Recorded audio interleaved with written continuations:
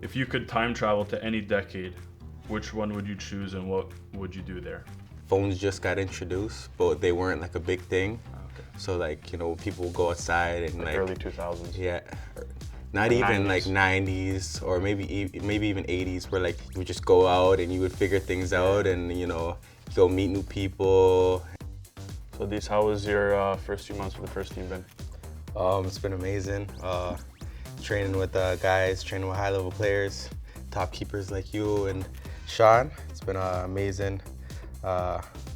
Being able to learn from you guys and, you know, push myself. What was the biggest learning curve you experienced moving from the second team to the first team? You know, keeping up with the high intensity every day, getting used to high demand from, you know, older players and understanding roles and when to push other teammates and you know, when to stay positive, when to be hard on yourself. You know, throughout every week of training and throughout however many seasons you play, you're gonna learn as much as you can. So yeah, definitely just adapting to the speed of play and you know, at this level that it takes. So that was probably the toughest one. How was your time in the CPL and why was it beneficial to your development to spend that time in the league? No, the time in CPL was great. Obviously, I was playing there when I was young, so playing with older players, it was a good experience. Learning the fast pace and you know the physicality of it.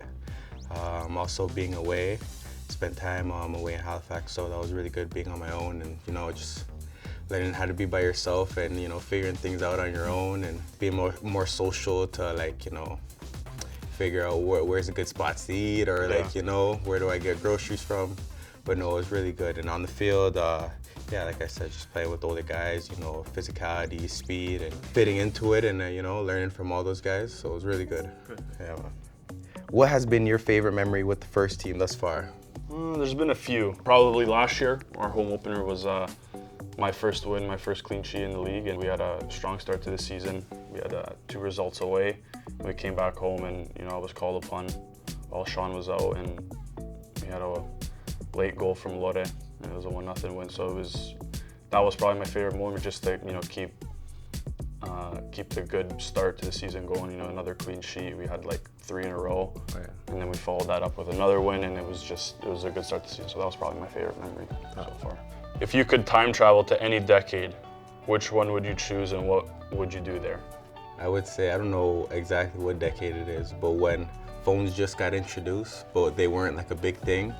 So like, you know, people would go outside and like early 2000s. Yeah, not The even 90s. like 90s or maybe even 80s, where like you would just go out and you would figure things out and you know go meet new people, you know, talk to new people, and without I feel like phones just make everything easy. So just being able to explore the world and stuff, that would be pretty cool. I feel the same. What advice would you give to your younger self in your first year with the first team? Probably, you know, to stay patient.